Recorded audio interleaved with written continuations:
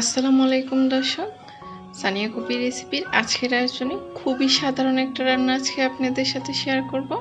আমরা ডেইলি যে রান্নাটা করি সেই রান্না থেকে আজকে একটি রেসিপি শেয়ার করছি। আর আমার আজকের রেসিপি হচ্ছে মিষ্টি কুমড়া দিয়ে চিংড়ি মাছের তরকারি। মিষ্টি কুমড়া দিয়ে কীভাবে চিংড়ি মাছ রান্না করতে হয় সেই রেসিপিটাই আমি আজকে আপনাদের তৈরি করে দেখাবো। তাহলে চলুন শুরু করি আমার আজকের রেসিপিটি। মিষ্টি কুমড়া দিয়ে চিংড়ি মাছ রান্না করার জন্য চুলায় একটি প্যান বসিয়ে এখানে পরিমাণ মতো দিয়ে দিচ্ছি রেগুলার খাবার তেল। এখন দিয়ে দিচ্ছি 3-4টা পেঁয়াজ এভাবে কুচি করে দিয়ে তেলের সাথে নেড়ে একটু ভেজে নিচ্ছি। পেঁয়াজটা যখন ভাজতে ভাজতে সফট হয়ে আসবে তখন আমি এতে বাকি মশলাগুলো অ্যাড করে দিচ্ছি। এখন দিয়ে দিচ্ছি 1.5 টেবিল চামচ পরিমাণ পেঁয়াজ বাটা, 1 চা চামচ পরিমাণ রসুন বাটা দিয়ে একটু পেঁয়াজ আর রসুনটাকে কষিয়ে নিচ্ছি। এতে মশলার যে কাঁচা ফ্লেভারটা আছে সেটা চলে যাবে। এখন এতে সামান্য পানি অ্যাড করে দিচ্ছি যাতে মশলাটা পুড়ে না যায়। পানিটা দেওয়ার পর আমি গুঁড়ো মশলাগুলো অ্যাড করব। এখন দিয়ে দিচ্ছি 1 চা চামচ পরিমাণ মরিচের গুঁড়ো,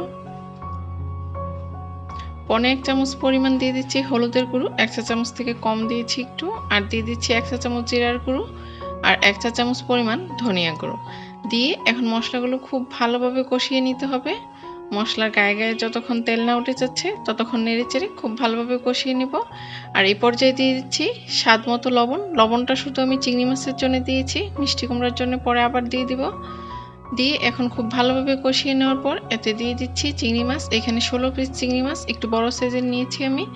চিংড়ি মাছের উপরের চোচাটা ফেলে দিয়েছি, জাস্ট পিঠের কাছে একটু রেখে দিয়েছি, এতে মাছগুলো দেখতে সুন্দর লাগে। মাছগুলো দেওয়ার পর এখন নেড়েচেড়ে খুব ভালোভাবে কষিয়ে নিচ্ছি।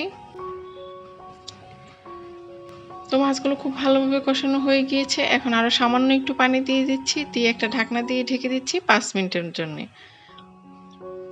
5 মিনিট পর কিন্তু মাছটা পুরোপুরি কষানো হয়ে গিয়েছে। আর মাছের আর মশলাটা খুব সুন্দরভাবে কষিয়ে নিলে কিন্তু তরকারিটাও খেতে ভালো লাগে।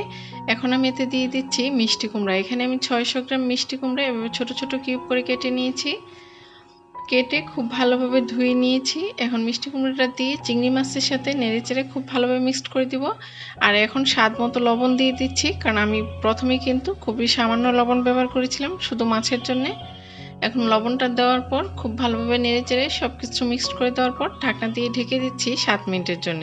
আমি কিন্তু এখানে কোনো পানি অ্যাড করিনি, কারণ মিষ্টি কুমড়া থেকে অনেকটা পানি বের হয়ে আসবে, আপনারা দেখতেই পাচ্ছেন কিছুটা পানি কিন্তু উঠে এসেছে।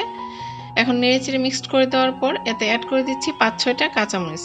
আর অলরেডি কিন্তু কুমড়াটাও 80% মতো সিদ্ধ হয়ে গিয়েছে। আর এটাতে কিন্তু আমি বেশি পানি দিব না, 1 কাপের মতো পানি দিয়ে দিচ্ছি, কারণ আমি মিষ্টি কুমড়াটা ঝোল রাখবো না, একটু মাখা মাখা রাখবো। এখন ঢাকনা দিয়ে ঢেকে দিচ্ছি 7 থেকে 8 মিনিটের জন্য। প্রায় 8 মিনিট পর কিন্তু অনেকটা পানি শুকিয়ে এসেছে আর কুমড়াটাও একদমই সিদ্ধ হয়ে গিয়েছে। এখন এতে অ্যাড করে দিচ্ছি 1 চা চামচ ভাজা জিরার গুঁড়ো দিয়ে একটু নেড়েচেড়ে মিক্সড করে দিচ্ছি। আর দিয়ে দিচ্ছি 2 টেবিল চামচ পরিমাণ ধনেপাতা দিয়ে এখন এই ঢাকনা দিয়ে ঢেকে এটাকে আমি দমে রেখে দিব 5 থেকে 6 মিনিটের জন্য। ফিরে আসছি 6 মিনিট পর। 6 মিনিট পর ঢাকনাটা খুলে দেখিয়ে দিচ্ছি, তরকারিটা কিন্তু একদম রেডি হয়ে গিয়েছে। এখন এটা চুলা থেকে নামিয়ে নিব আর আপনাদের সার্ভ করে দেখিয়ে দিচ্ছি মিষ্টি কুমড়ার তরকারিটা দেখতে কেমন হয়েছে।